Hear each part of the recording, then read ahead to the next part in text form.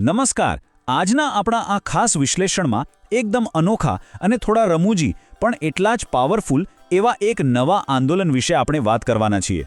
ભારતમાં અત્યારે આની બહુ જ ચર્ચા ચાલી રહી છે. નામ સાંભળીને જ કદાચ નવાઈ લાગશે, કોકરોચ જનતા પાર્ટી. હા, સાચું જ સાંભળ્યું. હવે પહેલી નજરે તો આ કોઈ ઇન્ટરનેટ મીમ કે મજાક જ લાગશે, ખરું ને? પણ ના, આની પાછળ એક બહુ મોટો અને ઊંડો સામાજિક રાજકીય સંદેશ છુપાયેલો છે. ચાલો સમજીએ કે આ આખી ગેમ શું છે. તો હવે સીધા મુદ્દા પર આવીએ. જરાક વિચારો, જ્યારે આખી સિસ્ટમ, આખી વ્યવસ્થા દેશના યુવાનોને માત્ર એક પરોપજીવી કે કીડા મંકોડા સમાન ગણવા લાગે, ત્યારે શું થાય? સવાલ બહુ ગંભીર છે અને થોડો ઉશ્કેરણીજનક પણ છે. અને બસ આ જ ફ્રસ્ટ્રેશન, આ જ પરિસ્થિતિમાંથી જ જન્મ થયો છે આ કોકરોચ જનતા પાર્ટીનો. કોઈ પણ જાતના પક્ષપાત વગર આપણે આ આખી ઘટનાને એકદમ ન્યુટ્રલ રીતે સમજવાની કોશિશ કરીશું.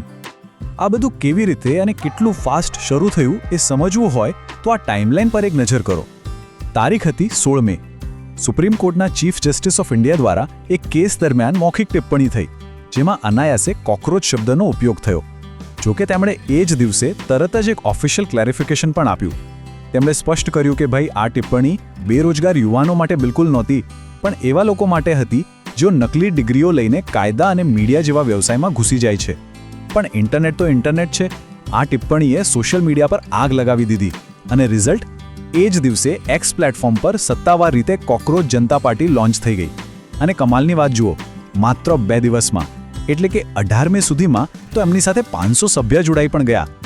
વિભાગ 1, યોગ્યતાના માપદંડો. કોકરોચ કેવી રીતે બનવું?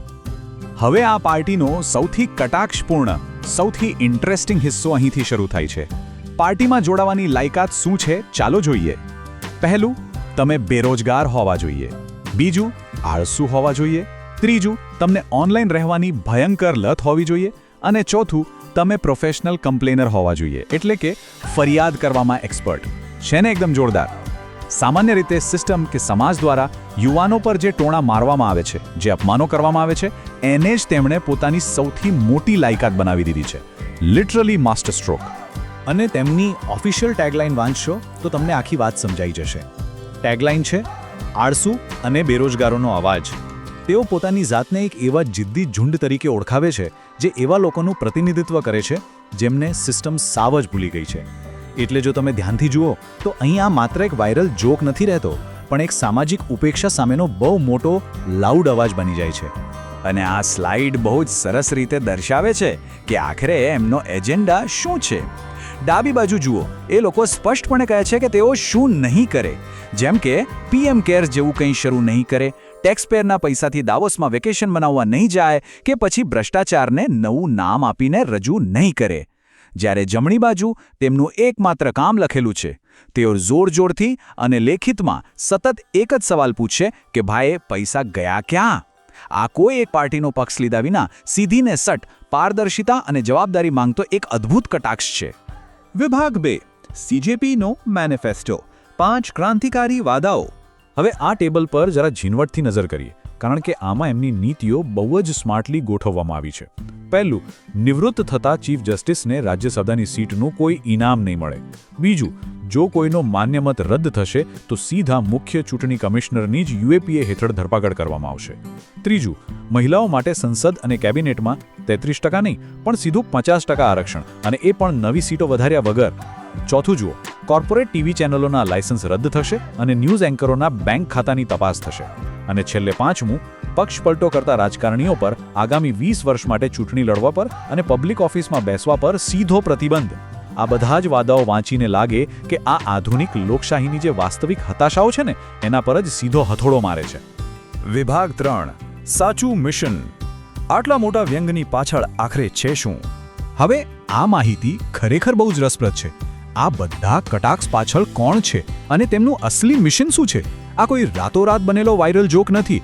આ ઝુંબેશના સ્થાપક છે અભિજીત ડિપકે. એમનું બેકગ્રાઉન્ડ જરા જુઓ. તેઓ અમેરિકાની પ્રખ્યાત બોસ્ટન યુનિવર્સિટીમાંથી પબ્લિક રિલેશન્સમાં માસ્ટર્સ ડિગ્રી કરી રહ્યા છે.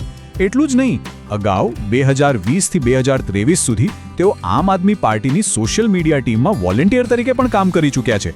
એટલે હવે સમજાયું, આ પબ્લિક રિલેશન્સનું બેકગ્રાઉન્ડ જ સમજાવે છે કે આ પાર્ટીનું કન્સેપ્ટ આટલો વ્યવસ્થિત અને સીધો લોકોના મગજમાં ઉતરી જાય એવો કેમ છે. ભલે બહારથી આ બધું તમને એકદમ રમૂજી લાગતું હોય, પણ આની પાછળની જે મૂળ વિચારધારા છે ને, એ બહુ જ ગંભીર છે. તેઓ પોતાની પાર્ટીને ધર્મનિરપેક્ષ, સમાજવાદી, લોકતાંત્રિક અને જાતિ વિરોધી સંગઠન ગણાવે છે અને સ્પષ્ટ કહે છે કે તેઓ મહાત્મા ગાંધી, ડૉક્ટર બાબાસાહેબ આંબેડકર અને જવાહરલાલ નહેરુના વિચારોથી પ્રેરિત છે.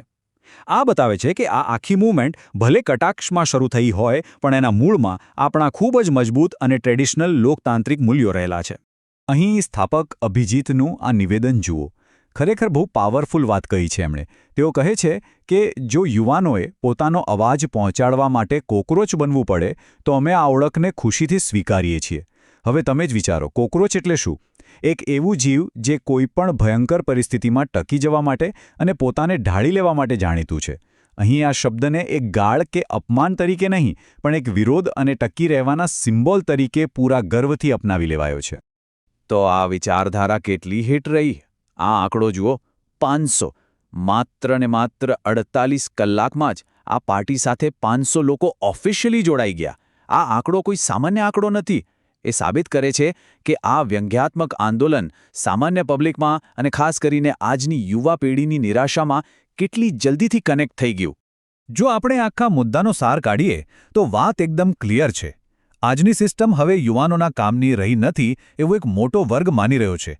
યુવાનોનો અવાજ કોઈ સાંભળતું નથી, એમની તકલીફો કોઈને દેખાતી નથી, અને જો સિસ્ટમ આ જ રીતે આ વાસ્તવિકતાને ઇગ્નોર કરતી રહેશે તો લોકોની આ નિરાશા હજુ વધારે ઘેરી બનતી જશે.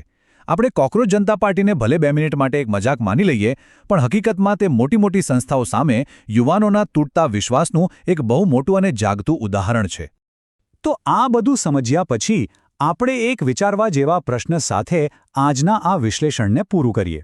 શું આવા વ્યંગાત્મક આંદોલનો માત્ર ટાઈમપાસ કે ઇન્ટરનેટ જોક્સ જ છે, કે પછી તે ખરેખર એક એવી આખી પેઢીનો સાચો અવાજ છે જેને સિસ્ટમ દ્વારા સાંભળવામાં જ નથી આવી રહી? આ ખરેખર એક એવો સવાલ છે જેના પર આપણી લોકશાહીમાં બહુ ગંભીરતાથી વિચાર થવો જોઈએ. આજના વિશ્લેષણમાં જોડાવા બદલ આપ સૌનો ખૂબ ખૂબ આભાર.